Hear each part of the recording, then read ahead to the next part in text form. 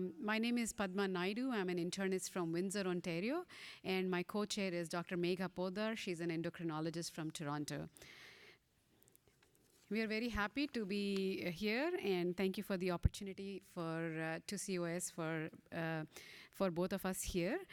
We present our first speaker, Professor Jennifer Cook from York University, and her topic is "Ain't Your Grandma's Obesity Anymore?" Please give a round of applause.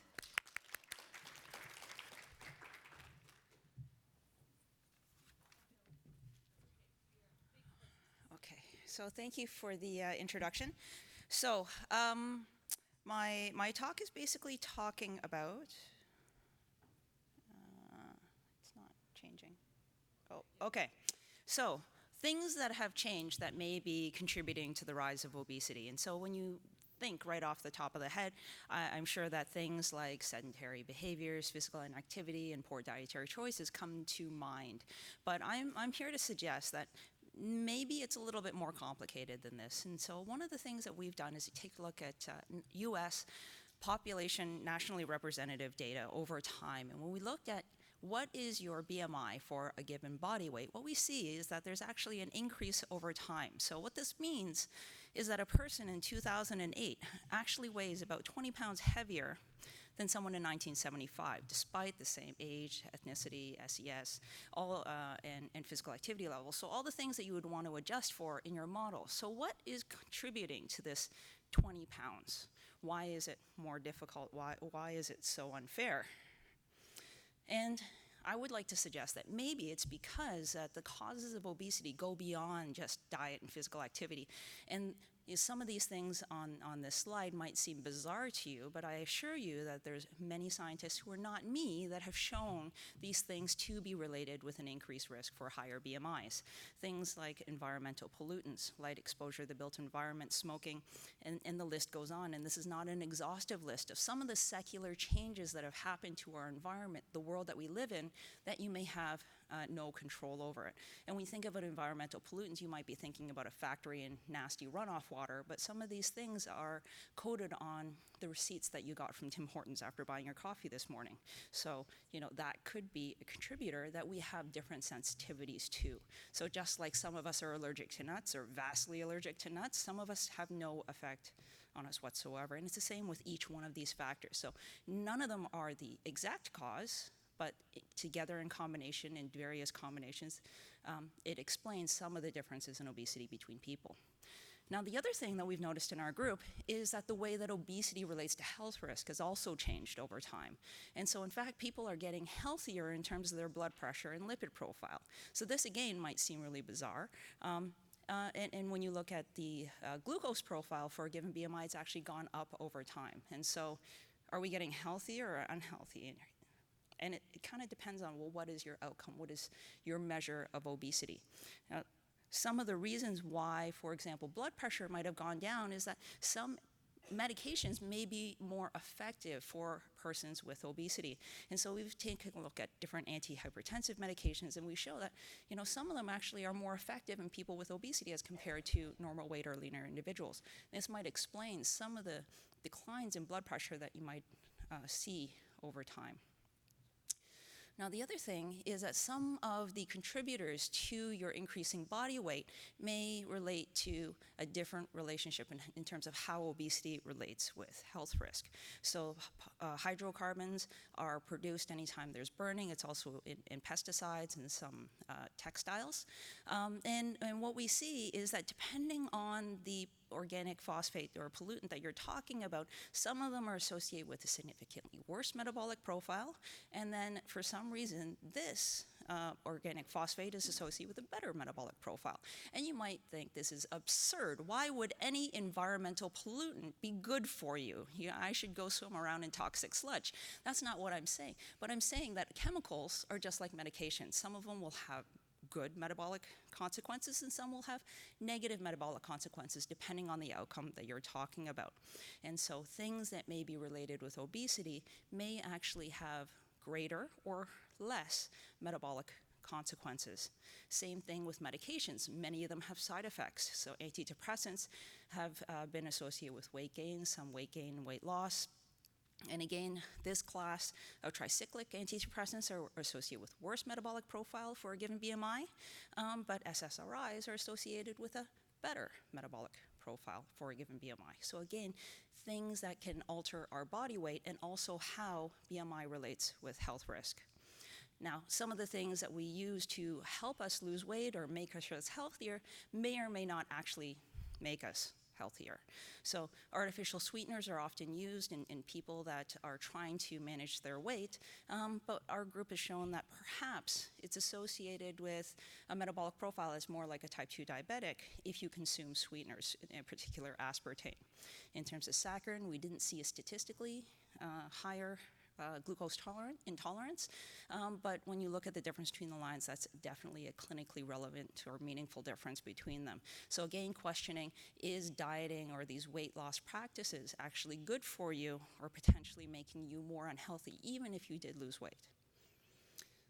And so the other question we're asked is, is obesity we say now is a chronic condition, but is it bad for you if you develop no other metabolic risk factors? Most of the studies that have looked at this metabolically obese healthy obesity have used obesity in conjunction with one risk factor. Now, you might say that's okay, but hypertension in itself or diabetes in itself is known to be associated with increased health risk. So why would obesity in conjunction with hypertension then still be healthy? It doesn't make sense to me. So we had to merge several databases together in order to get enough power to run this analysis. But if you get people with just obesity and are free of dyslipidemia, hypertension, dyslipidemia, what we see is that there's actually no increased mortality risk. It's only in populations that have one or more risk factors where you see this increased mortality risk. Again, questioning, if you have obesity and are otherwise healthy, what are your, should you lose weight? And this kind of goes in contrast to the US weight management guidelines. And again, I would suggest that when you take a look at who are these people who are metabolically healthy, one of the most common characteristics is that they are engaging in regular physical activity. So again, things that may improve your metabolic profile, not so much your body weight, certainly not the cure for obesity. We also took a look at, is there benefits for weight loss if you are metabolically healthy? And as you might guess, the individuals, and in this study we used one or more, 0 or 1 risk factor as healthy, there's minimal metabolic benefit from losing that 5%. It makes sense, you're already healthy. Losing 5% isn't going to further improve your health because you're already there. Whereas if you do have metabolic risk factors, there's certainly large benefits of that weight loss, as other studies have clearly shown. So in the end, I would ask that maybe we have to rethink about, is it true that everyone needs to lose weight, or is it really something that's a lot more complicated, and depending on how you arrived at your elevated BMI and the metabolic profile that you have at that BMI, maybe weight loss shouldn't even enter the equation. And I'm going to finish with a shameless plug. I'm looking for enthusiastic grad students, and if you're interested, please come speak to me. And I'd like to acknowledge the past funding and support of our work. Thanks.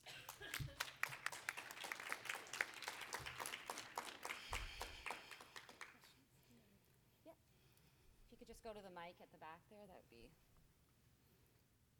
I was worried I was going to be overtime.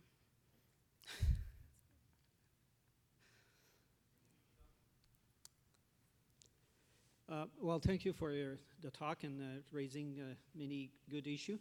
One thing I have a little bit of concern is looking obesity only to the lens of the metabolic risk factor. Mm-hmm. And I think we have to get away of that concept too, because what we saw, excess weight have also an impact on the joint. Right now we see an exponential increase in arthroplasty because and most of the patients are overweight and they carry the weight. If you have a healthy obese patient at 20 carry excess weight for 20 years, it's for sure that they're going to have a problems eventually, or their risk at least is increasing. The same as looking only obesity through the metabolic lens again. It's avoiding looking the impact of obesity on psychosocial impact of it. So So I think the message when we talk about metabolically healthy obese patient is very short term. We know that at least 25-30% of them will develop eventually some risk factor, cardiometabolic risk factor. But my point here is that I think we need to expand the impact of obesity not only in terms of cardiovascular disease and diabetes. There is much more other impact that we should not be negligible. Okay, yeah, thanks for your comment. Yeah, I certainly agree that health is a very complicated issue, and metabolic health is a much easier concept to assess and measure and decide whether or not you meet or don't meet the criteria. When you speak about pain, arthritis, osteoarthritis, there's much less subjective measures that you can use that are comparable across studies to say absolutely, yes, they have reached an impaired physical state, and then how do you measure improvements within that, and that's problematic. I think that in terms of the social aspects, a lot of that is really not due to the person, but it's a societal problem. So the reasons why they experience all of these psychological consequences are due to society. And so again, trying to bring it back to that person, saying, are you negatively affected by other people's judgment on you? I don't think that that's very fair, considering the difficulties we have to treating obesity. I would make it akin to racism. So telling me that, I should be judged, and I'm fairly judged based on my skin color, so I should sit in a box and avoid sun so that I would be judged less harshly. I don't think that is fair either. So in terms of whether or not the metabolically healthy is a good criteria to look at, and the progression of metabolic health conditions over time, we've actually shown in another study that when you take a look at the progression of disease over time, actually the best predictor is age, not obesity. And so really all of us are developing these conditions over time, and in fact, the medication use in the group with obesity is actually lower. And so, in fact, despite the fact that they're at the highest risk of developing these metabolic conditions, they're not getting the medication and treatments that you might expect. So again, I think that although that is true, we're still not seeing that this group that has no risk factors having that increased risk in mortality. So I question, what is the clinical benefit from treating these patients? Thanks. Was there any other questions for Jennifer? I think in this context comes that Edmonton obesity staging system comes in play, where we don't consider only metabolic effects, we consider all the other aspects of obesity. And is there any study which indicates if we, suppose someone is in a 0 stage and we do nothing, how many of them will progress to 1, 2, 3 stage? Yeah, so again, so I've taken a look at the Edmonton obesity staging system cross-sectionally with mortality risk, and what we see is that those with 0s and 1s, again, are not at elevated mortality risk, whereas the 2 and 3, where we do recommend weight loss, are at increased mortality risk. Again, following patients longitudinally over time, and then, well, how is it a fair criteria if they didn't get all the measures at baseline, and then they only get some measures at the follow-up, then they'd artificially have less criteria. So it's very difficult using most clinical epidemiology data sets to follow them over time and then get a really confident Edmonton obesity staging score, because it's pretty comprehensive, and most epi data sets, unfortunately, we don't have that kind of data. Okay, thank you. Thanks. Okay. Thank you, Jennifer. Thanks.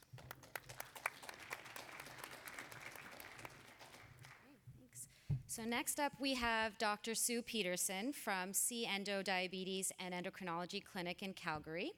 And the title of her talk is Perceptions of Barriers to Effective Obesity Management in Canada, Results from the Action Study. Wonderful. Well, good afternoon, everyone. And I'd like to start by saying a big thank you to Obesity Canada for allowing me to be here today to discuss in a bit of an oral format some of the results from the Action Canada study. We've heard a lot about the Action Canada study through the course of the week. Came up with Dr. Walji's talk yesterday. We've got a number of posters also with additional data, so I encourage you to go and have a look through. In the next 10 minutes, let's go through some of the key findings from the Action Canada study. These are my disclosures, and of note, the Action Canada study was sponsored by Novo Nordisk, and I was a member of the steering committee and full execution of this study. So what is the Action Canada study? Why did we do this study? So this was a survey study where we wanted to evaluate the perceptions, barriers to obesity treatment, and attitudes around obesity amongst three groups of people. People with obesity in Canada, healthcare providers who take care of people with obesity, and employers who have healthcare offerings, medical coverage, medical programs through their work to try to understand what their different perspectives are and where the gaps are and why there are such huge gaps in achieving good obesity care in Canada. There was an action study undertaken in the United States, which was published in 2017. We decided that we should have Canada-specific data because things can be, of course, different from country to country. We are now working on publishing the data, so it's not yet published, but I'll present some of the key findings today. And interestingly, there's now action studies ongoing in many other countries in the world as well. This was an Ipsos survey, which we conducted in 2017. We recruited patients, healthcare providers, and employers through an online panel. People with obesity, we had 2,000 respondents, which was excellent. These were adults who had self-reported obesity based on their self-reported weight and height when they began the survey with us. There were almost 400 healthcare providers who participated in the study. These were busy clinicians who saw at least 100 patients in a month, with at least 10 of those needing weight management assistance. The majority of these were primary care, and most were physicians, although there were also nurses and dietitians that were involved. And for employers, these were people who work for companies who provide healthcare offerings, wellness programs, insurance, and these were actually individuals who had a say in what those programs or what those insurance programs would cover or provide for patients. So, do these groups of individuals understand that obesity is a chronic medical condition? Number one question. We found that just over half of people with obesity did feel or believe that this is a chronic medical condition.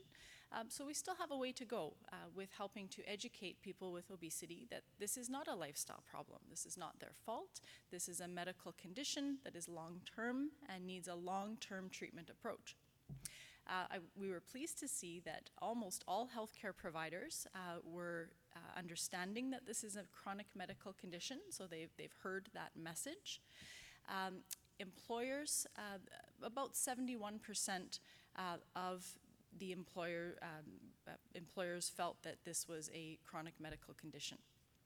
Amongst the healthcare providers, I'll also point out that most of them did not consider themselves to be obesity specialists. So actually it does seem to resonate in the healthcare community at this time in Canada that it is a chronic medical condition. Now, is our society or healthcare system meeting the needs of people with obesity? Well, we know the answer to that is generally not, and this was reflected in the survey results. So both people with obesity and healthcare providers, most did not feel that our society is meeting the needs for obesity treatment. Employers felt a little better about that. Perhaps this is because they feel that they have good programs, or maybe they're trying to pump up what they are providing. So they felt a little differently, but overall the answer was no, we are not meeting the needs of people with obesity. Now, I think this is one of the most compelling and valuable pieces of information to come out of the action study. We asked people with obesity what they felt the impact of obesity is on a person's health. And we also asked about a number of other medical conditions that these people may or may not have had, and asked what they felt those medical conditions would have, what kind of impact they would have on health. And if you have a look, obesity is over on the far left, circled.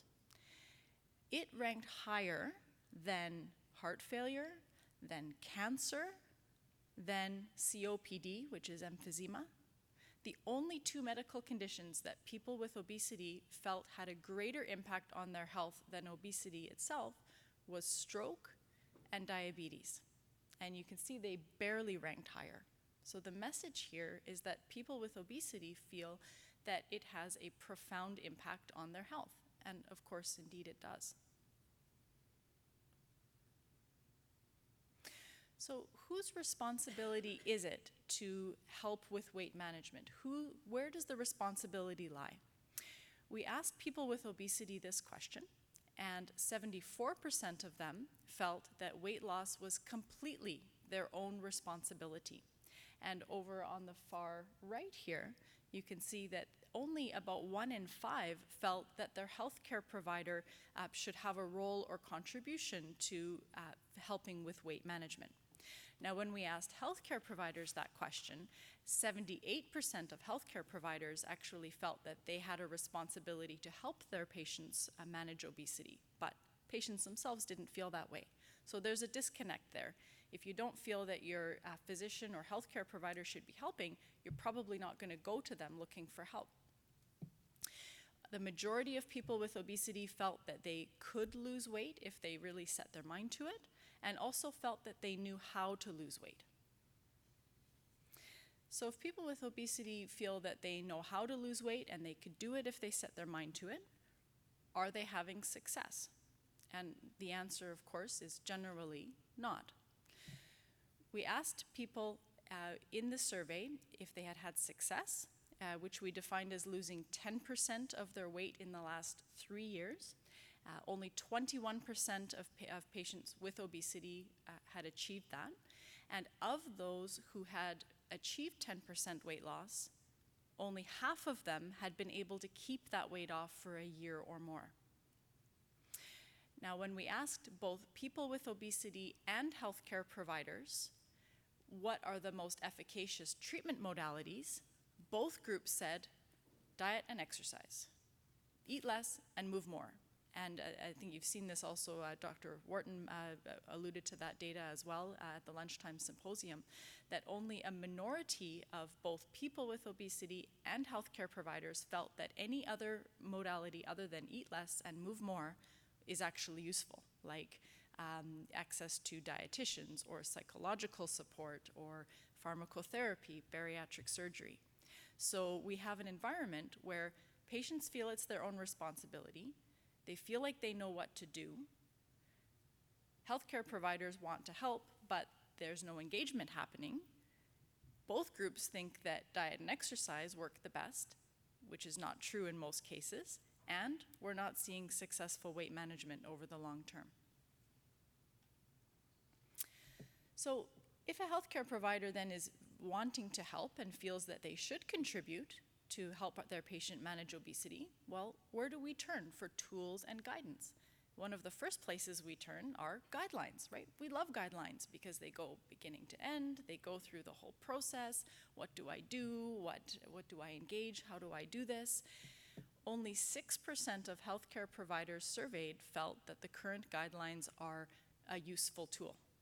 Now, part of this is because our current obesity guidelines are quite outdated now. They're from 2006. As you know, we are working very hard to generate an updated set of guidelines, and some of that will be published later this year. There was also a task force recommendation guideline type document in the CMAJ, Canada's medical journal, published in 2015. These guidelines, and I use the term loosely, are not pragmatic. They're actually not useful. They exclude people with a BMI of over 40, which is actually 1 in 8 Canadian adults with obesity. How is that appropriate to exclude that group? They make no mention of bariatric surgery, and they actually recommended against pharmacotherapy. And this was just 3 weeks before liraglutide 3 milligrams was approved in Canada, and we knew this was coming.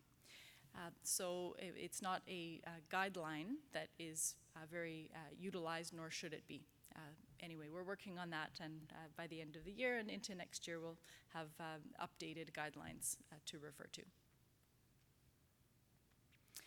So to summarize our landscape that we have in Canada then, we have many people with obesity who feel that they know how to manage their weight, yet few are reporting long-term success. We have people with obesity feeling that it's their own responsibility, perhaps not engaging their healthcare provider. Their healthcare provider feels that they should have some responsibility, yet they don't have tools to guide them in how to do this well. And the point of this really is a call to action. And I love that this is called the action study, because it really shows that all of these groups, us as healthcare providers, people with obesity, and employers as well who have offerings to help our patients and some coverage to help our patients that needs to be expanded. We really need to work together. We need to be able to collaborate. We need to understand each other's points of view. And this data really helps to open that communication and helps us to see what those gaps are and where we need to go moving forward to provide better care to people with obesity in Canada. So I'll end my review of the action study there. There's a lot more data than that, and it's very, very rich, and we really look forward to bringing more to you as more becomes, as it becomes published. I just wanted to end by thanking other members of the steering committee, many of whom are at the symposium today. So thank you again for your time.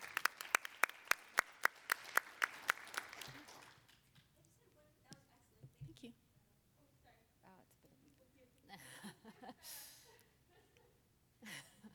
You could shout and I can repeat the question if you like. So in terms of usability of guidelines, you mentioned that only 6% found the guidelines useful. Do you know how that compares with other chronic disease guidelines? Like, for example, if you asked healthcare practitioners how they felt about Diabetes Canada's clinical practice guidelines for diabetes, are their responses different? Yeah, that's a great question.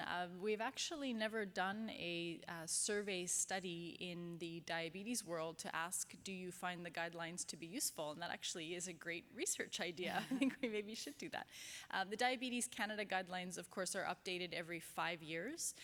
So they're much more current, one could say. And obesity, of course, this is a much more fledgling world, right? Where we're really just kind of starting from grassroots and working our way up. So I don't have an evidence-based answer for that, but I don't think that there's another chronic disease where there need to be guidelines, where it goes 13 years between guidelines, and where there are interim reports or guidelines which are categorically inappropriate. Yeah. Thanks, Sue. I just wanted to follow up on that question. So do you think that maybe the healthcare practitioners find the guidelines not useful simply because we're telling them that drugs and surgery, the things that they might see as their job, are not recommended, and then diet and exercise are not perhaps their expertise? And so, in the 2006 guidelines, there is certainly a discussion of both pharmacotherapy and bariatric surgery. The pharmacotherapy landscape has, of course, changed greatly since 2006. I think it has more to do with the fact that they are so outdated, and also, as we know, there's certainly a great stigma against obesity in society, which is actually greater in healthcare providers than it is in the general public. And so there's probably some resistance to accepting that other treatment modalities like pharmacotherapy, bariatric surgery should be entertained. I think that's probably part of it. It's really interesting when I always like to draw comparisons to the diabetes world. When would we have a patient with diabetes who we would say, well, you have to have failed lifestyle first before I'm going to consider putting you on a medication? And yet that's how we sort of tend to think of things in obesity. Or when would we ever think, oh, my patient has diabetes or hypertension, I'm going to put them on a medication to treat that? well, when am I going to take that off? I'm not sure I want to commit my patient to this long term. I mean, of course we do. That's how we treat chronic medical conditions. So I think there's a lot of thinking, a thinking overhaul, a thought paradigm overhaul that needs to happen. And we need to have tools like guidelines to educate the healthcare community on those factors and on that need to change our thinking. Do you think that maybe the lack of drugs and accessibility to surgeries might be contributing to this? Absolutely. So I think part of the issue, I mean, looking before 2015, all we had for pharmacotherapy was orlistat, which, as we've heard, can be efficacious, but is often very poorly tolerated. And doesn't have any effect on central appetite suppression, so it has its limitations. And bariatric surgery is still very difficult to access, though it does vary from province to province. One of the reasons why healthcare providers have felt reluctant to engage in the obesity discussion is that they feel that, or have felt historically, that, well, there's nothing I can do anyway, so why should I have that discussion? But that landscape, of course, is changing, certainly for the better. I had a question for you. Oh, sure. That was an excellent talk, Dr. Pederson. I had a quick question for you. How did you come up with that success in weight loss at 10% mark? Why was it not 5%, 6%, 7%, or 8%? That's a great question, and we actually regretted that after the fact. So we really wished that we had 5% weight loss data rather than 10. I believe, so the Action USA study was the first Action study, and as I recall, I believe that was the question they had asked, and we had taken their survey and reframed it and reworked it for Canada, and in that we actually did not change it to 5%, and retrospectively we wished we had, because of course 5% weight loss we know is clinically relevant and important. Thank you. Thank you very Thanks. much. Thank you, Dr. Pederson. We will definitely be looking forward to the guidelines. Our next speaker, we have to make sure she catches her flight at 5 p.m. today. It gives me immense pleasure to introduce Dr. Dayna Lee Bagley. She really doesn't require any introduction. She's from Nova Scotia Health Authority and Dalhousie University. She's going to speak to us, and the topic is measuring and enhancing readiness in healthcare providers in obesity and chronic disease management. Dr. Bagley.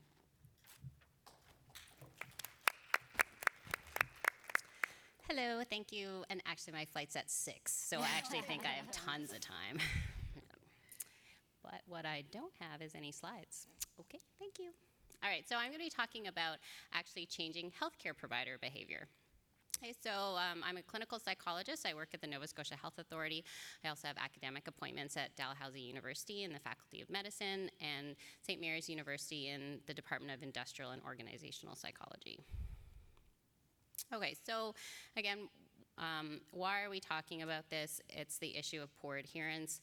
We know that at roughly about 5 years out, the adherence rate is about 30%, and this includes all kinds of chronic disease medications, including things like medication, oral medication for breast cancer. So really, 30% is what we're getting in terms of adherence. So, adherence to health behaviors, as I like to say, healthy habits suck. And so most people actually don't do them.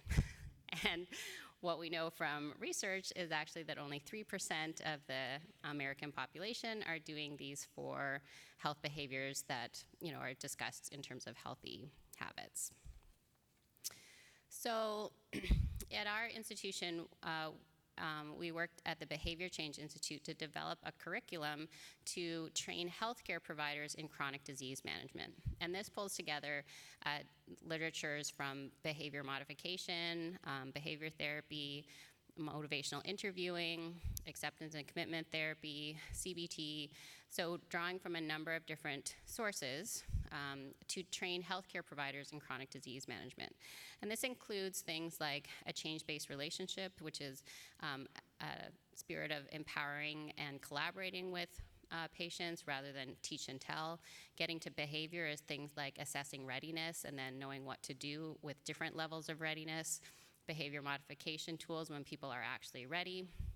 And then psychosocial determinants of behavior are about the things, the real life sort of things that get in the way of people being able to follow their health behaviors.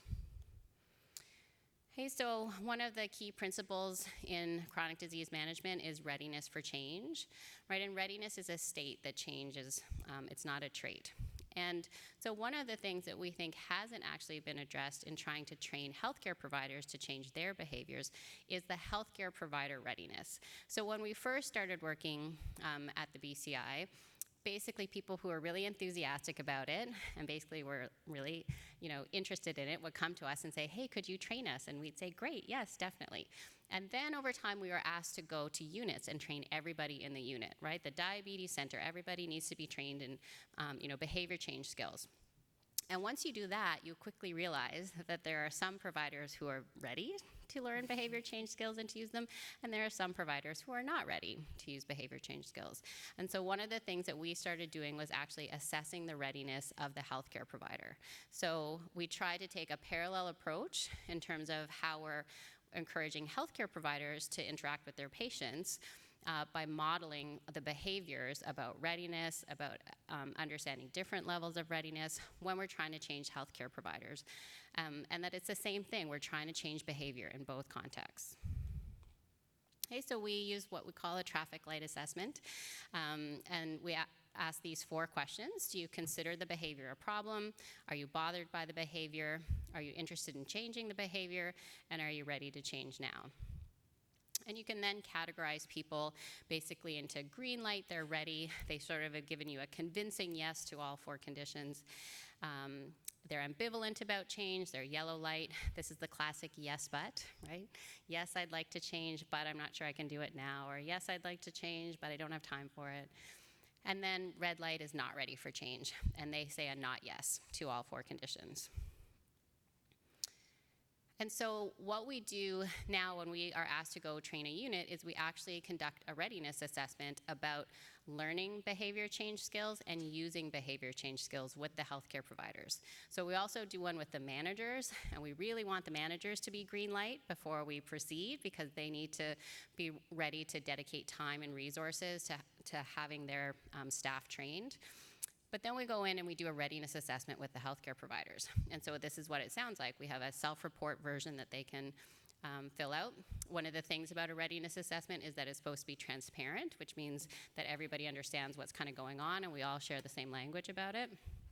So would you consider it a problem if you didn't either learn or use? This is actually done in 2 separate questions, right? Would you consider a problem if you didn't learn behavior change skills? Would you be bothered if you didn't learn or use behavior change skills? Are you interested in using behavior change skills, and are you ready to use them now? And basically we can then categorize healthcare providers into green light, they're ready, yellow light, they're ambivalent, and red light, they're not ready. So, and this is the answer key that they can answer on the self-report measure. So this is an example of the kind of data that we get when we assess a group of healthcare providers. So there's things like general readiness and specific readiness. And what I mean by that is general readiness is sort of like the broad overarching term, like would you like to lose weight, or would you like to be better at chronic disease management? And so this general readiness, you can see that there are different levels of readiness in this group that we assessed. So 60% were green light, 27% were yellow light, and 13% were red light. Then when you get to specific readiness, behavior change doesn't happen until you're actually working directly with a behavior.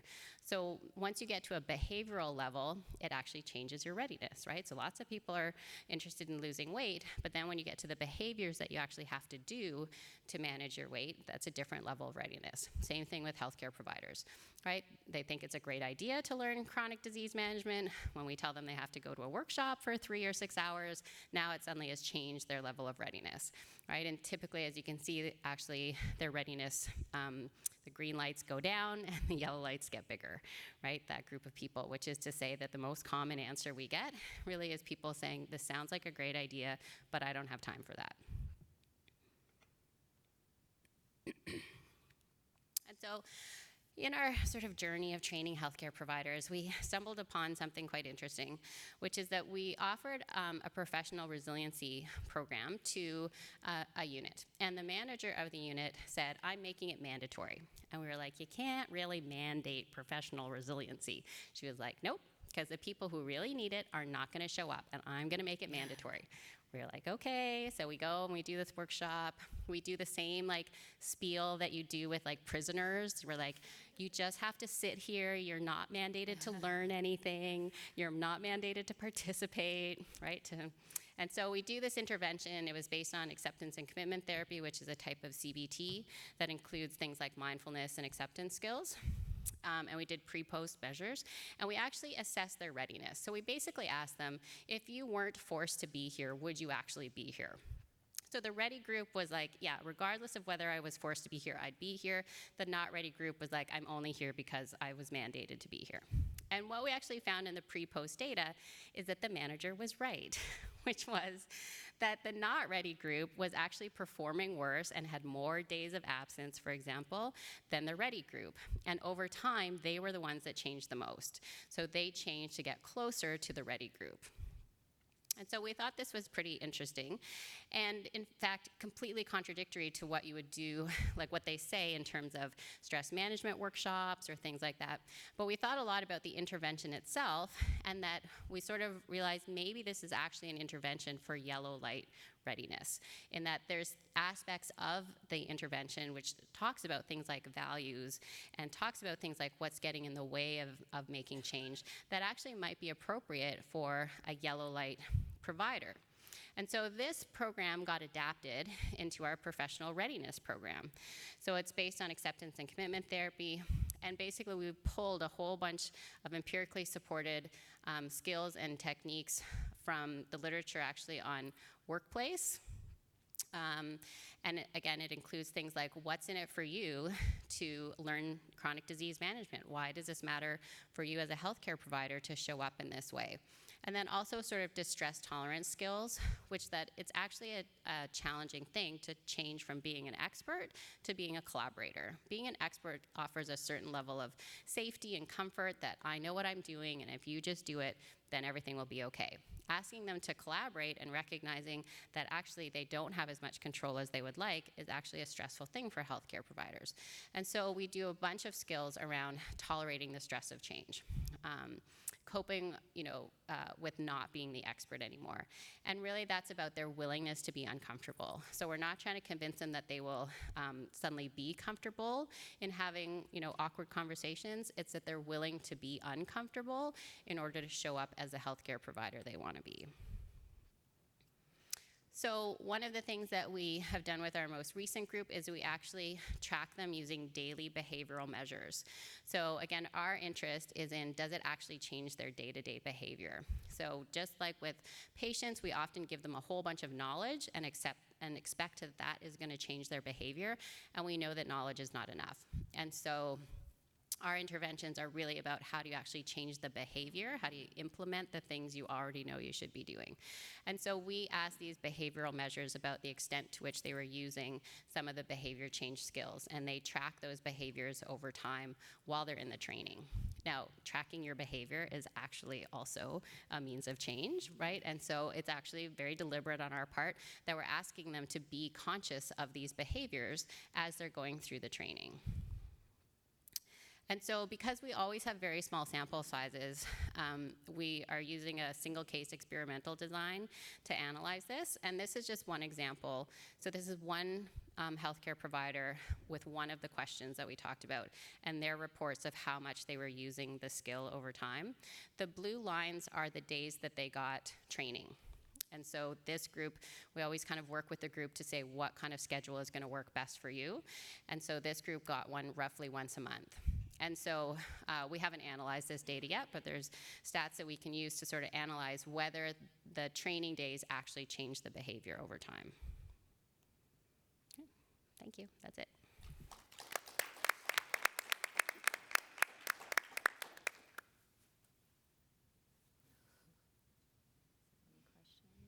Any questions? Okay. Thanks.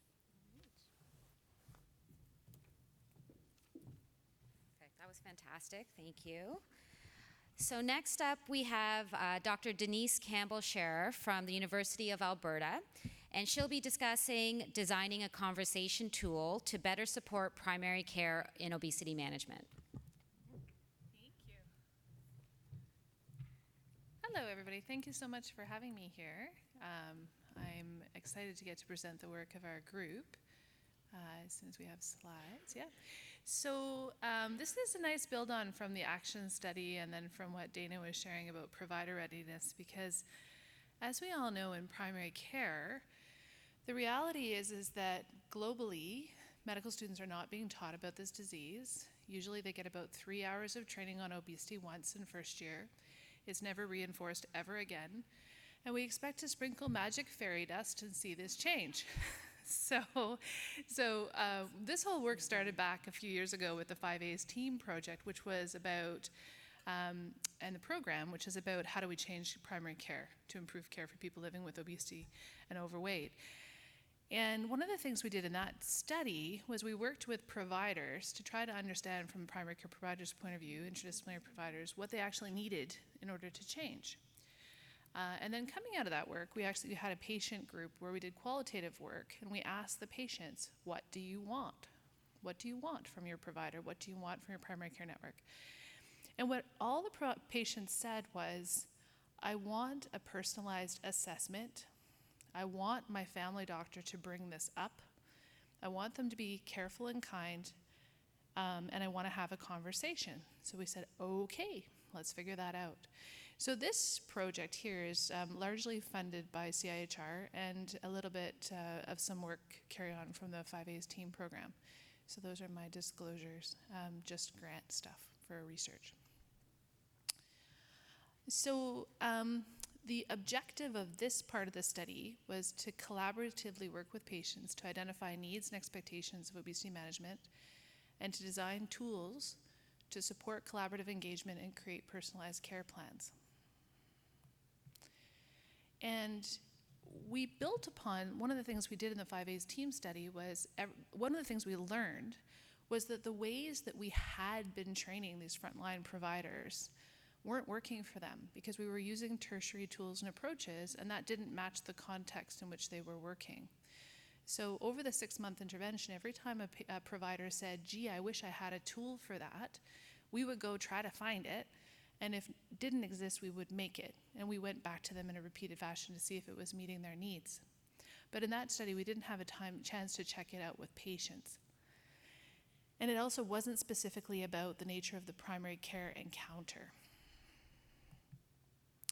So we spent a few years then videotaping patient encounters together with an anthropologist to try to understand what were the elements of the primary care encounter that made a difference for people in their everyday life. And I'm not going to talk about this study too much. The citation is there. But basically, it was around how does that conversation need to look? So this is for unselected primary care patients. You've asked them at a previous visit permission to talk about obesity. They've said yes, and they've come in just for that visit, like any other chronic disease. And these are the elements that emerged in the study as being important. Compassion, real listening, listening to the story, the person's story, making sense of the story, listening for a person's strengths, shifting those beliefs that we just heard about in the action study, shifting those beliefs in the person about obesity, co-constructing a new story, and then orienting actions on values goals, fostering reflection, and then experimenting and reevaluating. Those were the themes that emerged. And this actually led to an enhancement of this collaborative deliberation. So shared decision-making, which we hear about a lot, is actually just a list of competencies. It's very atheoretical. So Elwin and colleagues had produced this collaborative deliberation model, which is a grounding theoretical structure in which shared decision-making fits. But all the work up to date has all been about dichotomous diagnoses or therapies. It's not been about complex chronic disease. So this project in obesity and another group in the Netherlands working on dementia are the first two that have tried to expand that paradigm into complex chronic disease. And you can see those elements around constructive engagement are those same themes that we were just talking about, right? So it's about how you do that. The other thing that's very important about this is situating this in the person's life world, right? So clinically, what matters to that person, what is their social context, and making sure that you're doing things that make sense for them personally in their life and their health. So the way that we realized when we got to the end of this that we needed to figure out how to train people on this approach. It's a very different approach, but it's actually a very family medicine approach. It's very centered on inductive exploration with a person, which is a lot of what primary care providers do. But we knew we needed to have a set of tools in which to anchor this, and for two purposes. First of all, to anchor the clinical consultation, and secondly, to be able to teach it. So we turned to human-centered design. So I didn't even know this was a thing. So back when we were doing the 5A's team project, we just thought, oh, well, we'll make tools, little family doctor that I am, and we'll show it to a graphic designer, we'll make it look pretty, and we'll show it to people and say, yeah, this is the thing. I didn't even know that there were designers who have PhDs and postdoc training in how to do this. And it's a discipline that's called human-centered design. So caterpillars just don't know, now we know. So we fortunately had met one, Guichet Noel, and got a chance to work with her on this project. So human-centered design is actually a process, a design process, and it's very participatory, and it's about understanding the needs of the problem that you're trying to address and the needs of people. And then it's actually about testing to make sure that you've actually come across something that does what you want it to do. So this is the method that we used. And the way this is done is through a lot of co-creation. So you have prototypes. We use the prototype stuff that we had come across, that we created in the first study and in the interview project as prototypes. And then you do design processes iteratively with people with lived experience and with healthcare providers to look at this using what we call personas, which are archetypes of different kinds of cases. And you run through them using the tools, and you refine the tools in an iterative fashion. And so it really has these three parts to it. The first part is understanding the problem, the needs identification, objective setting, learning, performance specifications. What do you want this tool to do? The strategy and the development to achieve the end that you want to achieve. Then you prototype and you test, and you do this in an iterative fashion. And then you implement, and then you look and test and see, is it doing what you want to do? Have you achieved the objectives you want to achieve? Has the intended change happened? What did you miss? How can this be better? So it's a process. And this looks a little complicated, but this is a process of what we did. So the first part over here was using the anthropologic methods to understand. Okay, so this was where we had the 20 very different patients where we put them through the encounter. Those were videotaped. Everybody was interviewed, Everybody was interviewed at the end, provider, patient, to see if they actually had come to the same place in the encounter. Then people did diaries of their daily life, either audio or written, for a few months. And they were re-interviewed twice to understand where they were at and what were the elements of that encounter that actually made a difference to them in their daily life. And that was where the themes came out that we showed at the beginning. And then you do these iterations with these personas repeatedly until you get to your final tools and you test them. And that's a lot of observation and refinement. So these were the original tools. So this bubble diagram was actually just created because we didn't know the patient. So unlike a typical primary care situation where you might know your patient, we didn't know the patient, so we just made this up. This was the back of a piece of paper based on Bob Kushner's work, where he had said, hey, you should have a story. We said, okay, that was his stuff from 2012. This was something that came out of the first 5A's team study, which was the 4 M's, which we're all familiar with from the 5A's Toolkit, and strengths and challenges. And then this was a classic SMART goal sheet that we had used. So that's where this all started and what we used in the interviews. And this is how the iterative process looks. So this moved to this, which moved to this. So a lot of changes, and there was actually more than this, but this is just a few of them. And I'll show you these in a sec. This is how the strengths and challenges tool evolved. The 4Ms didn't mean anything to the patients. They did not like that. So while it's a really useful mnemonic for the providers, didn't help the patients. The strengths were incredibly important to patients. We have lots of quotes in our data around people saying things like expecting to have a typical obesity encounter where they would feel shame and blame, and being like, they had a whole encounter about their strengths and feeling so fantastic about that. One patient said, I didn't know I had any strengths. That was really, really transformative for that person. And then getting into summary integration, which means, did you really understand the person's story? And then that's the time where you can say, could I share a little bit of information with you and reframe some of those perhaps misconceptions people might have about obesity? This is how the goal sheet changed. The patients hated the word goal. They did not like the word goal. What the patients wanted was the word action plan. And there was a lot of changes which happened with that tool. So this is just done larger. So this is the health tool, and this was really important. This is about the person's physical, emotional, spiritual, and mental health, and what is going on with them at this point in time that's affecting their life and health. And then the middle is their value goal. What is it that they want to do, and why is this important to them? So really getting at that notion of goals are not weights. Goals are about things that people want to do. The second tool is the Journey with Weight tool. It's with weight and health. And this is one that every patient wanted a photocopy of the little piece of paper that I had just written on the back of. This meant something to people. This seeing the story written down this way was really, really important, and made a big difference for people. The strengths and challenges was really, as I said, very important. And then at the end of this, at the end of the summary integration, where you're like, okay, do I understand? People would say, oh, not entirely, and bring you back. So you go through that process until you understand.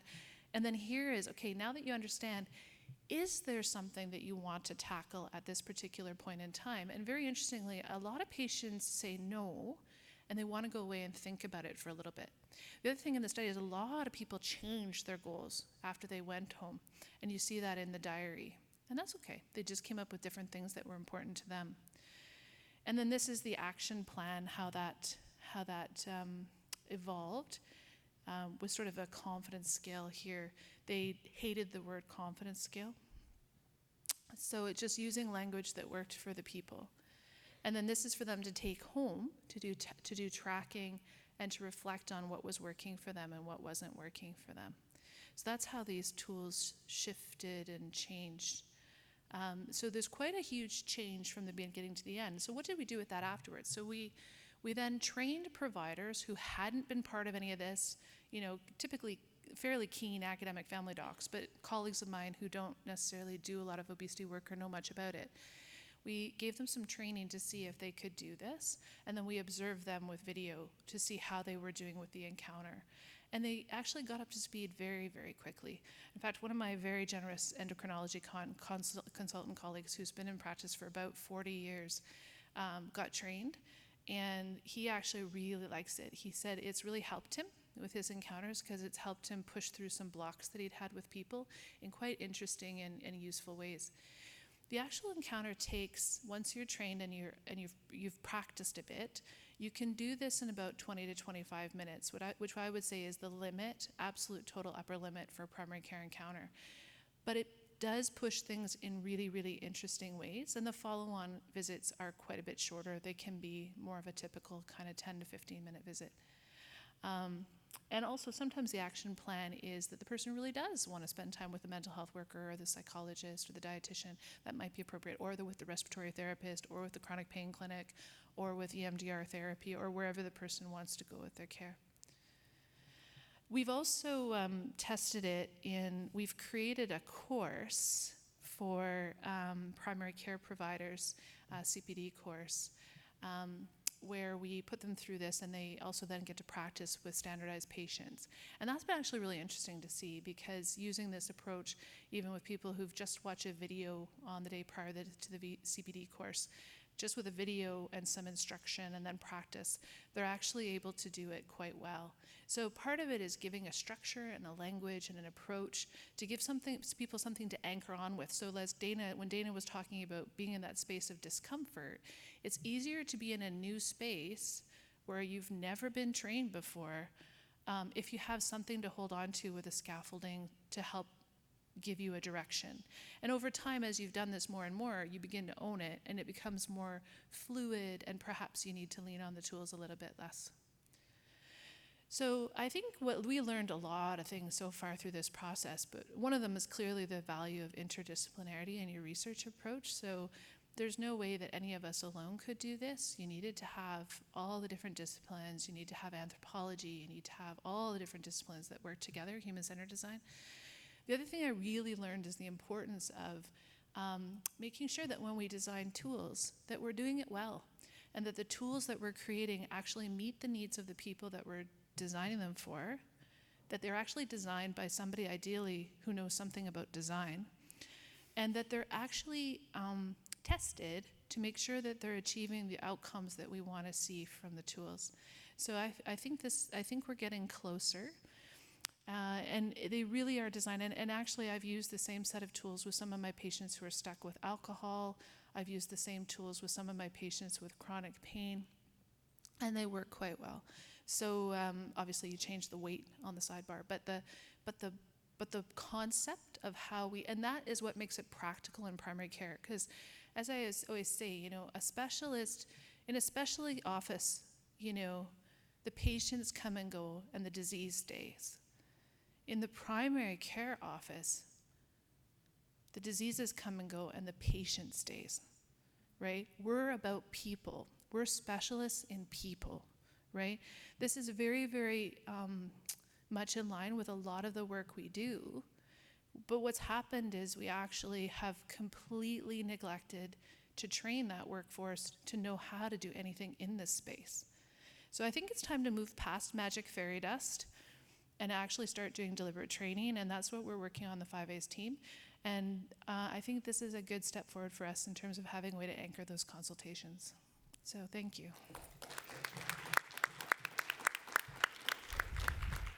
And I'll take any questions if people have questions.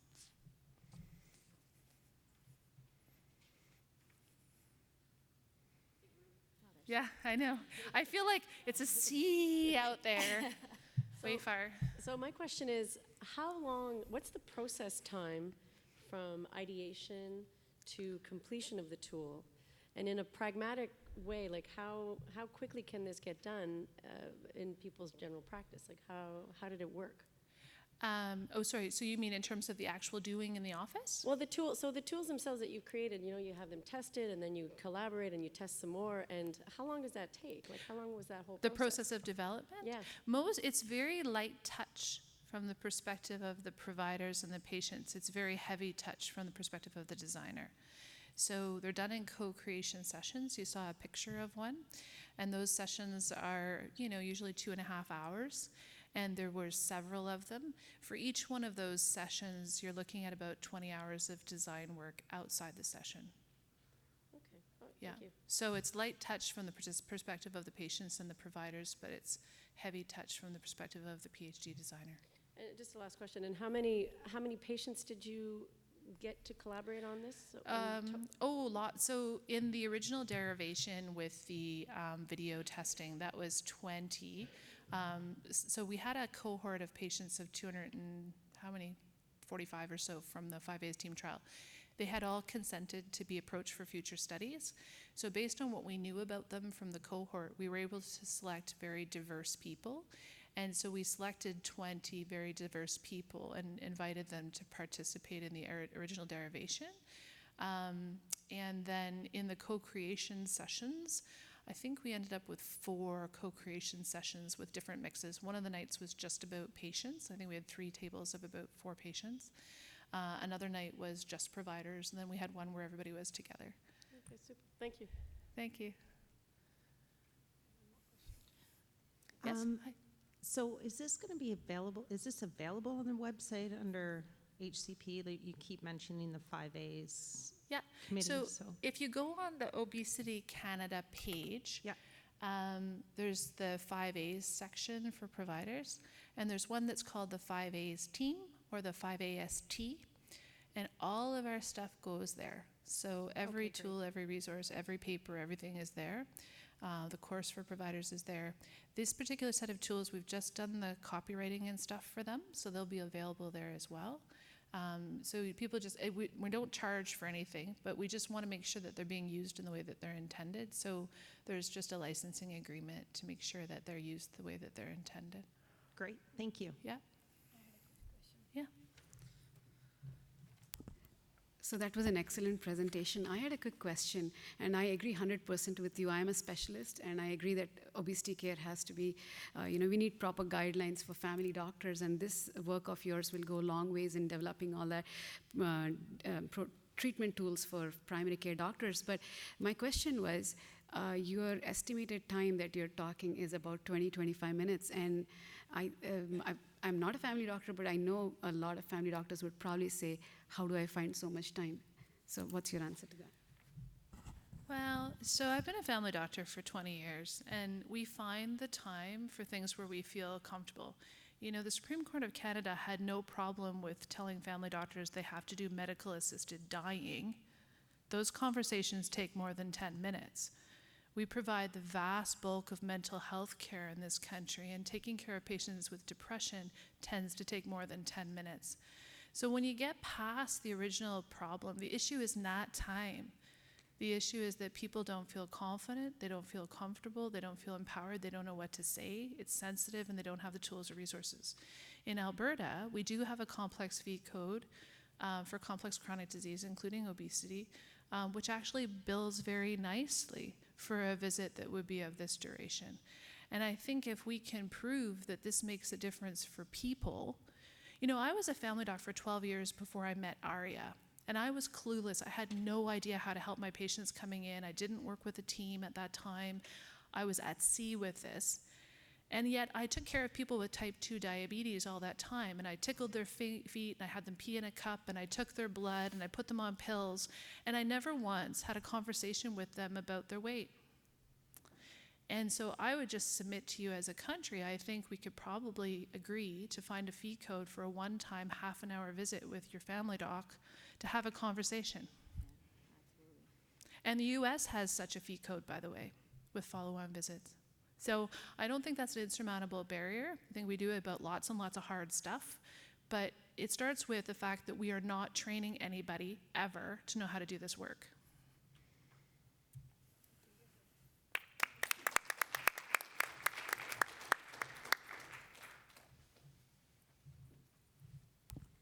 Thank you, Dr. Campbell-Scherer. I do agree, and I am always in awe with all the wonderful work that Obesity Canada is doing, and you guys do in Alberta. And me from a small town in Ontario here, I'm following you guys. And I think these studies and this research that you're doing will go long ways in helping the primary care doctors and revolutionize the care of obesity in Canada. It's my pleasure to introduce Ms. Marta Adamus from Bournemouth University, who is going to talk to us about supporting people with obesity, specialist community occupational therapy. Hello, everyone. So I am now an occupational therapist, and I live in the UK. And in the picture, you might see this rather impressive rock formation that's called Durdle Door. It's very close to where I live, and that's the place I like to visit. So that's about me. And this presentation came about as a part of my final university project on innovation in occupational therapy practice, where we were asked to find new settings to deliver occupational therapy. The inspiration for the project was a personal experience of working with a person whose activities of daily living were particularly affected by obesity. As an occupational therapist, I would be looking at people's occupational performance. And by occupation, I understand these are all the things that people do not just occupation understood as professional work.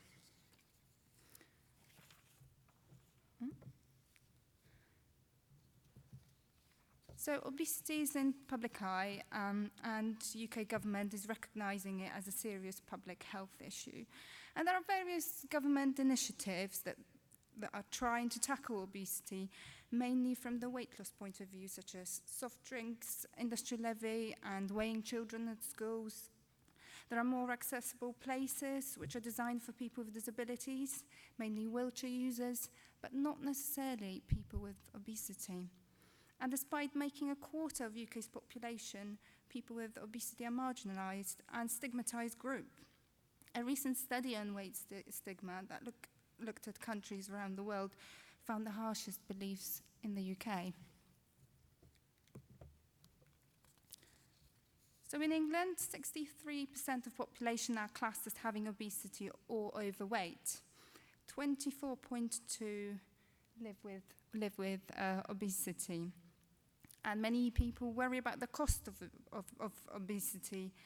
But what I think is even more important, especially from the occupational therapy point of view, is the disruption to people's lives and occupations. Because obesity doesn't just mean excess body fat, it comes with a package of physical and mental health problems. And in the UK, occupational therapists work in many settings, yet obesity doesn't have a dedicated service. And why not? People with obesity face limitations to their daily living tasks, and occupational therapists address them. And we are experts in assessment and addressing lifestyle changes. And what is more, occupational therapists are often leaders in innovative practice, which leads me to my idea. And this is the service I'm proposing, a specialist community-based occupational therapy for people with obesity. This means that a therapist would visit people at home and work with that person on one-to-one basis. And this is not a weight loss service. There are commercial weight loss services around. And weight loss is not always realistic for people who are faced with multiple health conditions, which is why this service would aim to reduce the impact of obesity on people's daily life and support people to engage in meaningful occupations relating to all areas of life, whether that's washing or dressing, looking after children, or enjoying leisure activities. And as I haven't found a dedicated OT service with a specialism in obesity in the UK, I searched abroad. And I corresponded with an OT researcher, Marie Howard from Ireland, who was involved in a pilot weight management program. And the conclusion from that project was that it could be successful, but it needed to be a lot more intense. I've also contacted a leading and pioneering occupational therapy researcher from Canada, Mary Forhan, who's here at the conference as well, delivering another presentation. And we talked about what happens in Canada. We talked about her research. And some of her studies discovered that people with obesity face barriers in physical and social environment, whether that's using public transport or access to facilities such as changing rooms, adequate public toilets. People with obesity also have high energy expenditure on self-care tasks. Some individuals are in need of assistance, reliant on partner or professional carers. And there's also a need to prove that a person with obesity can work despite their condition.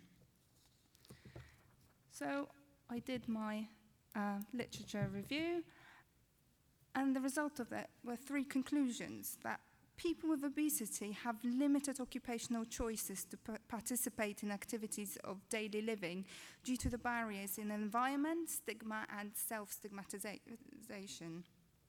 There is also a presence of a vicious cycle where people with obesity become unable to make healthier choices due to a combination of physical and psychosocial factors.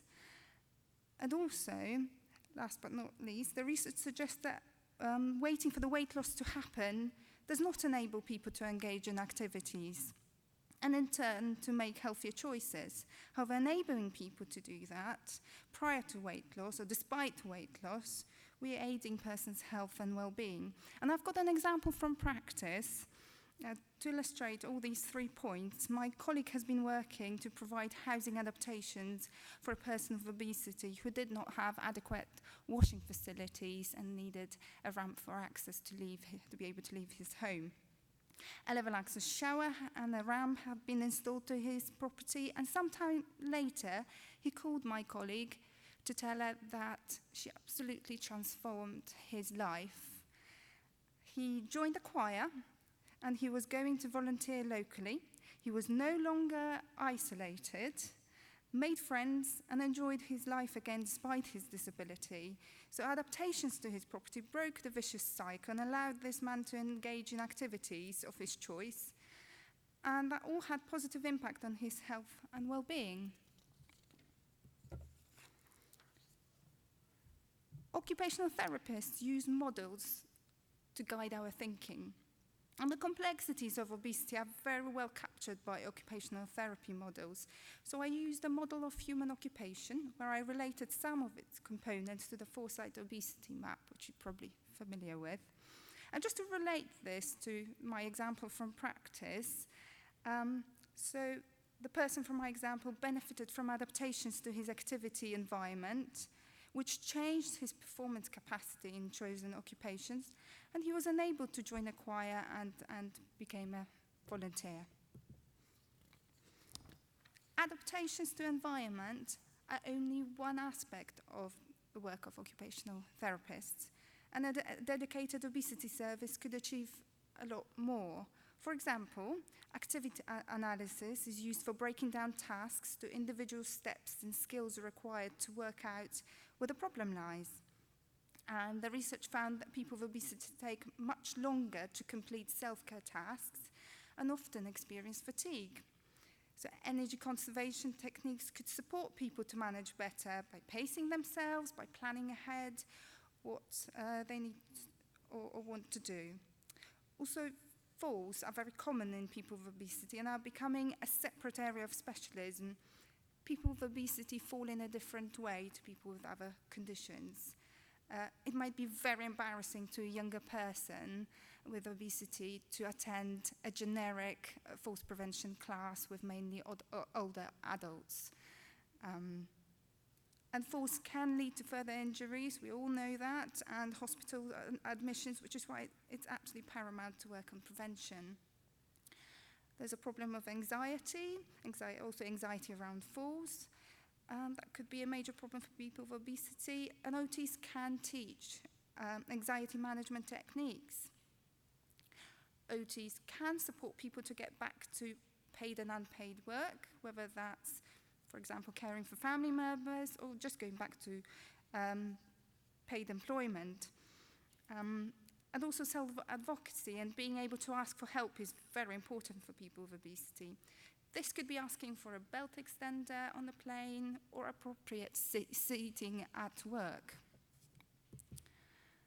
And this is just an example of different ways of evidencing the work we do. An idea how referrals could be sourced.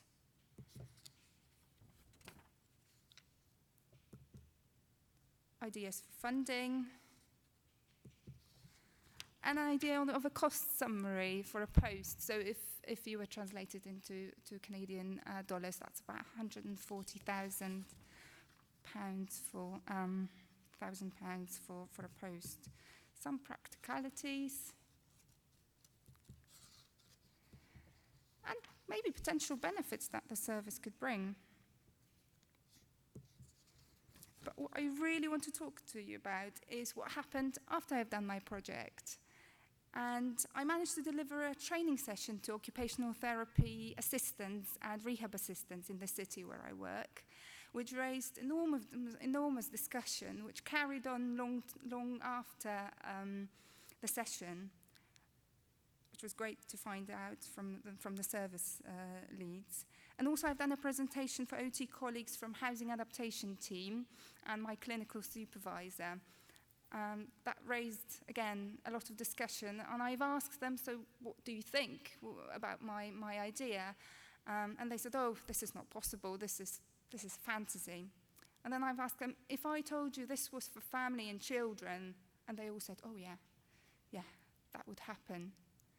So I've challenged them again, why did you say no to adults and yes to children and families? And they all concluded, it's the stigma. We all are biased and we don't understand and we don't know enough about obesity. We want to learn more. So hopefully I can bring the information I'm gathering here, all I'm learning, to my colleagues and do another session. I've also made a contact with Wessex Academic Health Science Network, which is an organisation who supports innovation locally where I am, and they fund research, they fund different projects, so who knows what might come out of it. And I've made contact and made an appointment with a commissioner, one of the service commissioners from NHS and social care, so that's another development. And just a few future ideas where this could be taken. But what I want you to take from this is that there is a group of allied health professionals called occupational therapists, and we've got our skill set that perhaps could be used where you work. Thank you.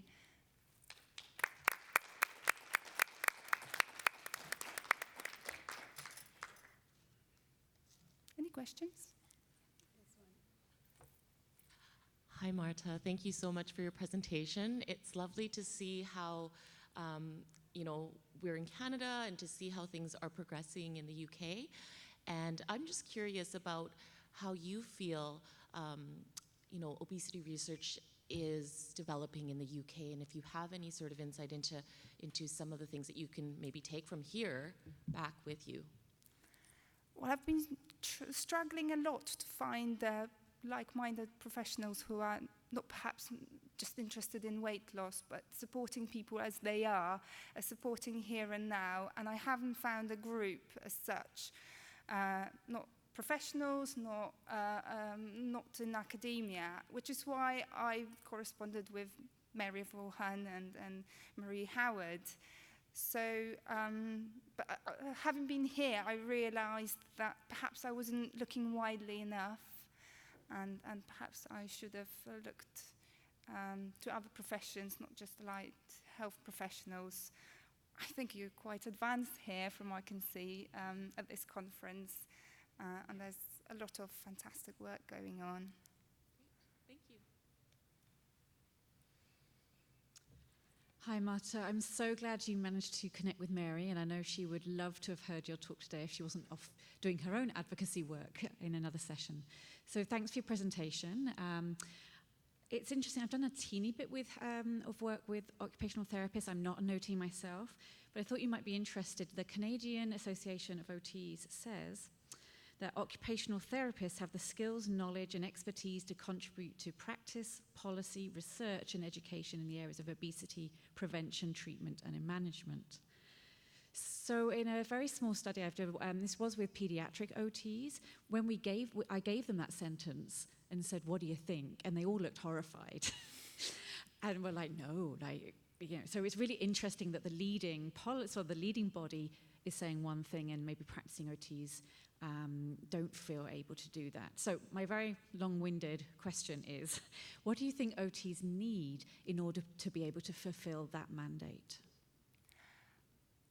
I think we're lacking education, certainly throughout my degree, and I'm only a recent graduate, we did not talk about obesity.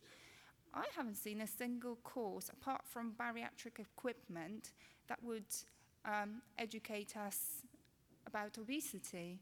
So we're lacking knowledge, we're lacking the most recent evidence. I think as a society we're biased, so we're bound to be biased as just human beings, part of that society. And we need to be empowered through education, really, to change our beliefs. I've changed mine, so perhaps other people can too. Well, congratulations for pioneering this in the field, and especially in the UK. Thanks for your presentation. Thank you.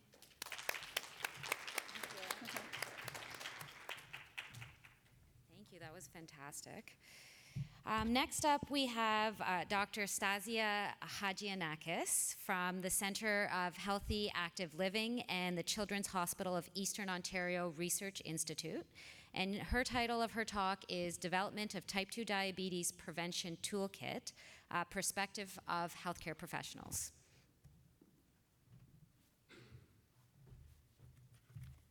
Thanks so much. It's great to be here. Thanks for the opportunity to present. I really love this conference. The presentations that preceded have been so terrific, so hopefully it doesn't sort of go downhill from here. But I'm really presenting on behalf of a team of individuals. A lot of this work was done by Kathleen Lee as part of her graduate work. And I really need to give a shout out to Darcy Valois if she's here. She helped coordinate the work and also helped me prepare my slides. And of course, my clinical and academic partners, Dr. Laurie Clark and Dr. Annick Buchholz, who I wouldn't be able to do any of this without and have actually made me a better physician, for sure. I need to also acknowledge our funders. So this was part of a really interesting partnership between Sun Life Financial and Canada's Children's Hospital Foundations. And Sun Life Financial really wanted to sponsor interventions aimed at preventing youth onset type 2 diabetes. And what we did was, in partnership with our colleagues at SickKids, our thoughts were to create a toolkit for healthcare providers so that they would feel more comfortable taking on some of this work in their community-based practices. And specifically, we were looking at creating we already had sort of some ideas in mind. We were going to create videos, online resources that they can access, and hopefully continue to use as they worked with these patients and families in their practice. So we all know that pediatric obesity as well as type 2 diabetes are very complex chronic conditions that currently are not really being well managed within our healthcare system. We know, even just based on the report card that came out from Obesity Canada, that the demand for specialized clinics exceeds currently available resources. I know that the report card focused on adult services, but that's true of pediatrics as well. And we know that many of our healthcare providers in the community are seeing kids and families with obesity and kids who are at risk for type 2 diabetes, and the role is falling to them often to care for these children, but they are feeling ill-equipped to do so. So the objectives of this study were to try and gain a better understanding from the perspective of the healthcare provider on what some of the barriers might be to integrating pediatric obesity management into their practice, and to use some of their input into the development of this toolkit. So we conducted 2 90-minute focus groups following a semi-structured interview guide with open-ended questions. We held the focus groups in the evenings, recognizing that it's hard for community-based practitioners to actually take time out of their busy practice. If they don't see patients, they're not getting paid. So it's important that we book it at a time that doesn't take away from their own practice. And we also did give them some compensation for their time in the form of gift cards. We interviewed 10 healthcare providers. They included family physicians, pediatricians, pediatric fellows, nurse practitioners from the Ottawa region. Each session began with a brief presentation outlining the framework of the 5 A's of pediatric obesity management. So our goal was really to fill out that toolkit and really base it on the 5 A's of pediatric obesity management. Following this, the participants were asked 2 open-ended interview questions to better understand the barriers to engaging in weight management within their practice. So our first question was, what barriers do you experience engaging in weight management with your patients in primary care? And really 3 themes emerged. Themes related to barriers that they found within themselves as healthcare providers, perceived barriers related to patients and families, and observed barriers by them related to their physical working environment as well as societal factors. In terms of results related to the individual healthcare practitioner, some of the themes that sort of came out were personal discomfort discussing weight, and that came out pretty strongly to the point where, because of that personal discomfort, they would simply avoid having the conversation because of fear of doing harm. They also mentioned managing other healthcare providers' views on addressing weight, so getting sort of mixed messaging, being told by some healthcare providers that they shouldn't discuss weight at all, and others sort of suggesting that they need to engage in weight management. There was also feelings of futility or hopelessness to affect change, and so some work to be done around what successful weight management is. A lot of concerns about what words to use when discussing weight with patients, as well as lack of knowledge about what resources and activities were available for families. So what do I do once I complete an assessment? And they also reported needing a better measure than BMI to assess change and success. They also identified perceived barriers related to the patients and families that they were seeing. So one thing that came out strongly, especially in community-based practice, was how do I manage the family dynamics in an appointment? So if I'm going to discuss this topic, do I discuss it with child and parent in the room? Do I discuss it with just the child alone? Do I discuss it with just the parent alone? And if they came in together, how do I manage if I'm going to send the child out of the room? Who's going to look after the child? So just practical. How do I manage that conversation? How do I manage families' worries about discussing weight? How do I work with families who have competing priorities? So right now, the priorities for the family may not really be discussing weight or obesity management, and there are other stressors going on with the family. And how do I help families engage in activities that I know are available in the community, but yet they're noticing that their children and families aren't actually accessing community-based resources. And then barriers that they identified related to the environment or societal influences. So just practice-based barriers, such as just managing time constraints, which we heard about earlier. So how do I manage how do I manage to have these discussions within the time constraints of an appointment? They identified how do I help patients who have significant barriers related to social circumstances. They also identified a real need. They felt that, yes, I could engage in weight management in my practice, but really what we need is more broad population-based strategies to promote health in our communities. And then some also mentioned how to manage cultural differences appropriately for the patients and families that they're seeing. The second question we asked was, we told them we had some money and we could make resources for use in primary care. What do you think would be helpful to you, and what would you like to see? And we tried to sort of encourage staying within the 5 A's of pediatric obesity management framework. So when looking at the ask, they did agree that a short whiteboard style explainer video demonstrating how to have these conversations would be helpful. They also consistently reported that it would be helpful to have questions and prompts that they could simply insert into their electronic medical record that would sort of help prompt them to have some of these conversations with their patients and families. When it came to assess, they agreed that they liked the idea of using a clinical staging system alongside BMI to help both frame the assessment and classify youth and identify those with greatest needs. But they also wanted to know, well, what do I do next? What happens once I identify a stage 2 metabolic issue? Then what? So they wanted supplemental information accessible through hyperlinks through their EMR, ideally. And then for advise, agree, assist, I should know this. They agreed that goal sheets, or maybe better action plan sheets, to document the plan agreed upon by patients and families at each visit would be helpful, as well as an easily accessible database of handouts on topics related to weight management that included things like sleep hygiene, healthy balanced eating or hunger management, coping strategies, and screen time management. We asked them how we would best disseminate these resources, and they felt things like grand rounds, university webinars, having a resource hub on professional organizations such as Canadian Pediatric Society or Obesity Canada would be great.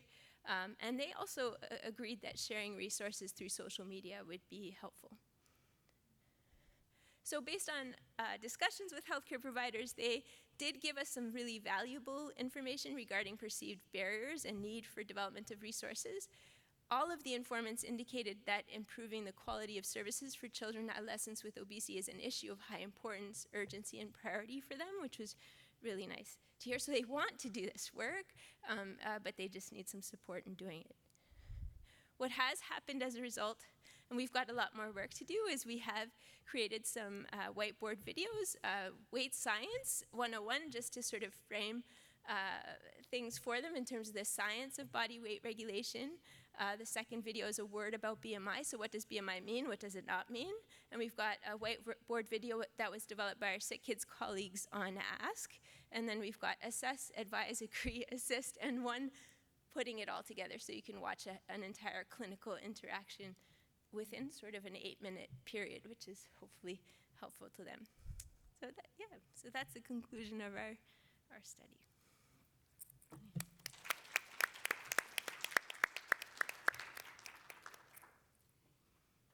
Any questions?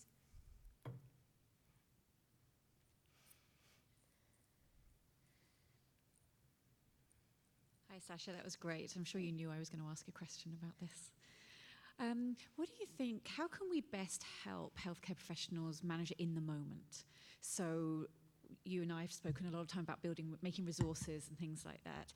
What in the moment do you think would be the most useful thing? Is it sort of a reminder, a mnemonic, a one-pager? Do you get a sense from them about how we can best support them implement some of this into practice? I know Denise and I were just chatting about it and have been chatting about it over the week. And I do really think that you need to have some of these conversations. Like, you just need to start having some of these conversations in order to start feeling comfortable with these conversations. So I think more support around how to open the conversation appropriately, at the appropriate time, and in a sensitive, non-judgmental manner, and really having opportunity to practice that. And then I think things will flow from there. But you can have clinical practice guidelines, and if I don't even know how to talk about something, I'm not going to talk about it. So I really think your work around how to talk about weight with patients and families in a sensitive manner, and have people actually practice that in their training in CME sessions, and actually engage in practice sessions with each other. I think having the conversations will make things flow from there. Can I do a quick plug then? Yeah, please. Seeing as you brought it up. Yeah. So I've developed a sort of a tool book or toolkit for healthcare providers, any discipline, about the ask piece, with lots of really practical things around sentence starters, words to use, things to think about, and it's meant to be super practical for clinical use. So it's free and online. There are some cards on the Obesity Canada table next door, and please feel free to come and talk more, because it's my favorite topic. Absolutely, and what's great about the tool is it actually gives you opening statements. Like, if you could just copy that and try them out. So I absolutely plug Amy's toolkit. Thank you.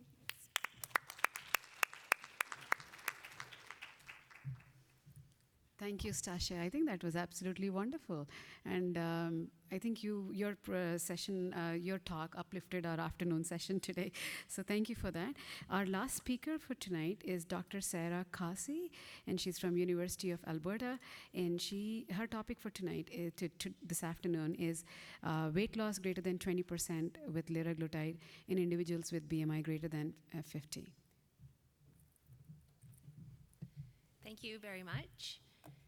Thank you all for being here this afternoon. My name is Sarah Causey, and I work at the Edmonton Adult Bariatric Clinic.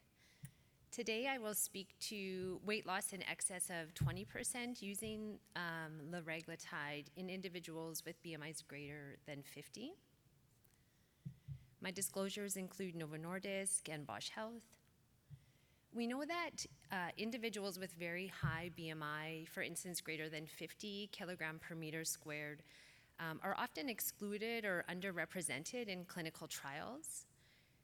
The average BMI in most trials would be less than 40 kilogram per meter square, and patients in this population group have significant morbidity and mortality, and I think having more data outcomes in this patient population in obesity pharmacotherapy will be very useful and would be nice to have, although there's definitely not as much information available to us currently. We wanted to aim to characterize weight loss in excess of 20% in patients with a BMI above 50. Using liraglutide, and liraglutide has shown efficacy in clinical trials, the SCALE trials. Some of the early data maybe suggested that patients with a higher BMI greater than 40 may not experience as much weight loss as those in lower BMI groups. For instance, patients with a BMI above 40 lost approximately 7.4% total body weight loss compared to 9.3% in those in a BMI group 35 to 39.9. And so we wondered, would patients with even higher BMIs experience similar results? How would they do on liraglutide? And subsequent analyses, post-hoc data analyses have shown and been able to show efficacy in weight loss between these different BMI groups. So we have a study comparing BMIs less than 35 or greater than 35, as well as less than 50 or greater than 50. And the next two slides will show this information. We're looking at total body weight loss with patients on liraglutide compared to placebo. And the data was compared between BMI groups less than 35 or greater than 35, and the weight loss was similar between these groups. Patients with a lower BMI lost approximately 6.4% total body weight compared to 6% in those with a BMI greater than 35. So there was no significant difference between these groups. And what about patients with higher BMIs? We have also seen that data that was presented last year. Again, total body weight loss on liraglutide compared to placebo. When compared between BMIs less than 50 or individuals with a BMI greater than 50, there was similar weight loss in both of these groups. There was no significant difference. The weight loss in individuals with a BMI less than 50 was 8% compared to 7.8% in individuals with a BMI above 50. I think it's reassuring to see this information where patients with higher BMIs are going to hopefully have similar outcomes to those patients with lower BMIs. And when we were thinking of it practically and you know, in our clinic, our average BMI is about 50 kilogram per meter squared. So we definitely have a number of individuals living with obesity who have BMIs in the 50s, 60s, 70s, 80s, and having agents available is quite important when we are looking at treating our patients with obesity. We became just interested and wanted to explore a bit further patients who had significant outcomes on liraglutide. We started to see patients having weight loss up to 15% or 20% or more than 20%. after starting to use liraglutide. And we wondered if there were perhaps certain characteristics that maybe were common to these individuals, or if we would be able to, predict when meeting a patient who may have good outcomes. And specifically for today, I wanted to speak to those patients with a BMI above 50. It was a retrospective chart review of our patients in our clinic. We identified those patients that had enrolled from October 2015 until November of the following year. They had to have a BMI greater than 50 and who experienced more than 20% weight loss on liraglutide. We evaluated the median weight loss and BMI change. We looked at their time to lowest weight on liraglutide, as well as how much weight they lost in clinic leading up to liraglutide initiation. So we have small numbers. We identified 7 patients who fit this criteria during the time period. The median BMI prior to starting liraglutide was 61 kilogram per meter square. The median age was 45. We had majority of our patients in this finding or in this study were females, so 89% were females, and 2 of the 7 patients had type 2 diabetes. The table here shows a few of our findings. The median weight loss was 24.3%, and in absolute numbers, this was 39.6 kilogram. BMI decrease of 15.8, so quite significant if you're starting with a BMI of 60, now coming down to 45 kilogram per meter square. The time to lowest weight on liraglutide here is 336 days, which because of the small numbers, a couple of the patients skewed this data a little bit, and I can show you on the next slide. And the weight loss prior to liraglutide was, in general, only about 2.8 kilogram.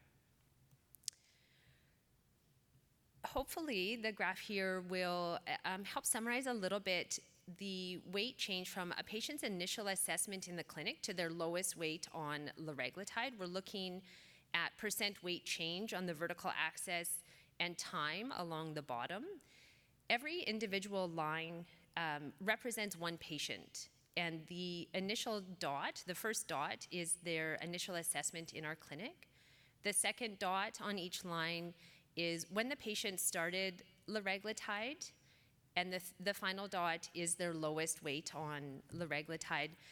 The majority of patients, about 5 of them, they would have their initial assessment within probably a couple of weeks to 2 months be started on liraglutide. And you can see on the graph the line starting to slope down after that initiation of liraglutide. And we saw weight loss of 20, 25, 30, and even higher percentage-wise. The one patient here that has made that time to lowest weight on liraglutide so long was a patient that entered the clinic during our time period, but we actually had an initial assessment weight from a few years previously. And so this is the long line that you see up there.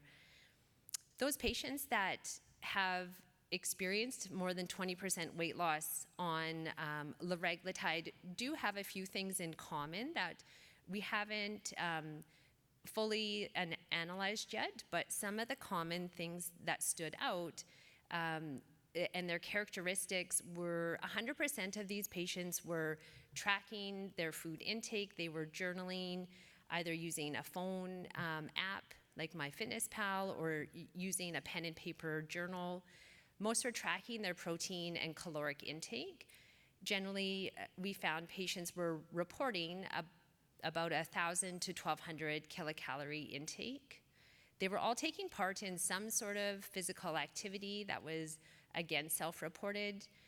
Most patients described less emotional eating, being on liraglutide, and the median dose for these patients was 3 milligrams per day. So again, to summarize, patients with higher BMIs are often underrepresented in clinical studies, and we do have limited data in this patient population on outcomes using obesity, pharmacotherapy. we have seen patients in our clinic who, in this higher BMI population losing weight in excess of 20% on liraglutide, but we do need further studies to determine what proportion of this population could reach these outcomes. And that's everything. I'm happy to answer any questions.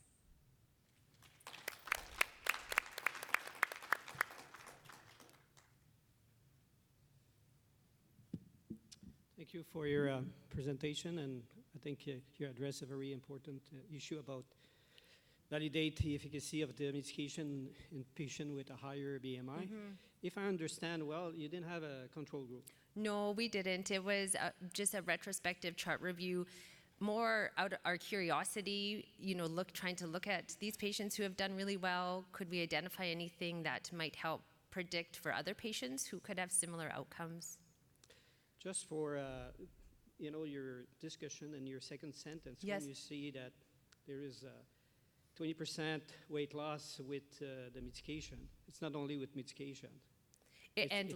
Their lifestyle changes.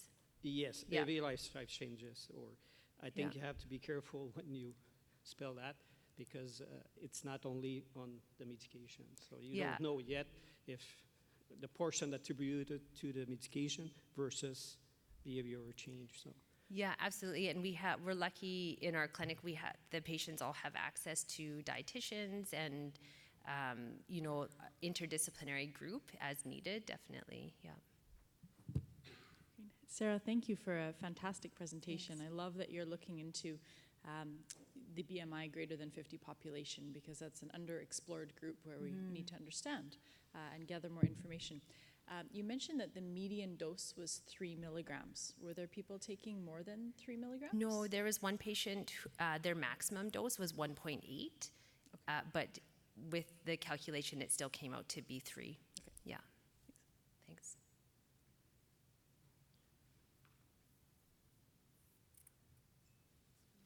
Yeah.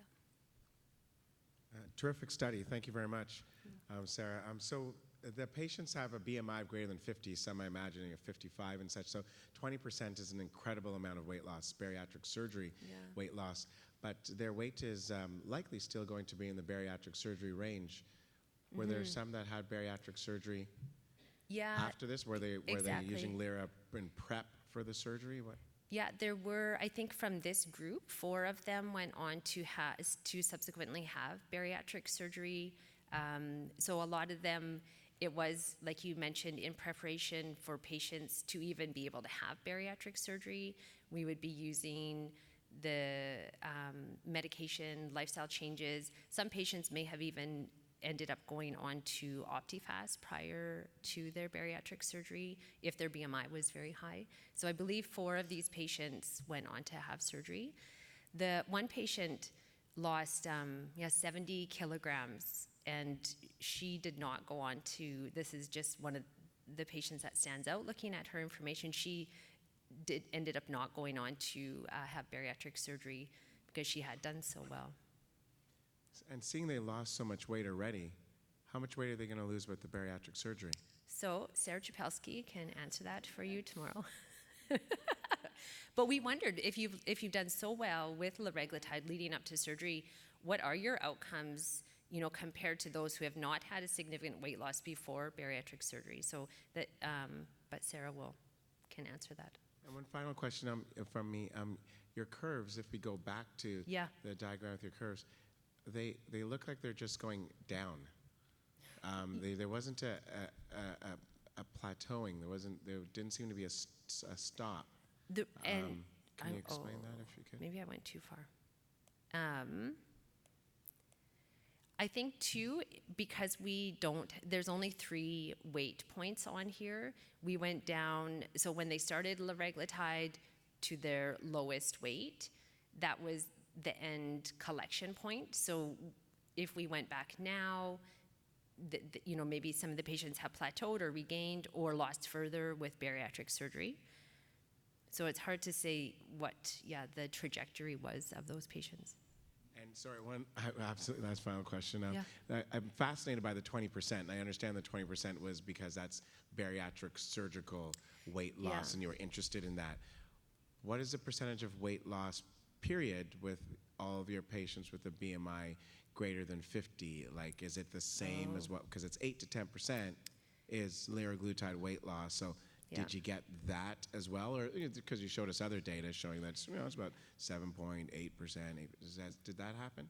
So, and you're wondering about in patients with a BMI above 50 overall? Yeah, take all of them. Take all of them. Yeah, we don't have. That would be interesting to know. That's that proportion piece that we don't have is, are these a very small number of patients that reach this weight loss, or we don't have, it's in our charts. We don't have the data though, yeah.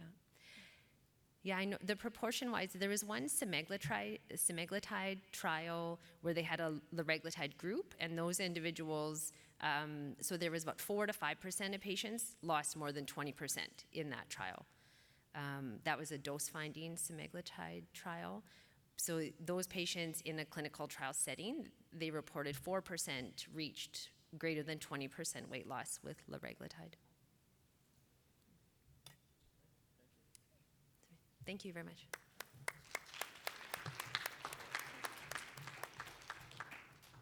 All right, thanks everyone. I think that wraps up our session for today. Congratulations to all the speakers on all your hard work, truly inspirational.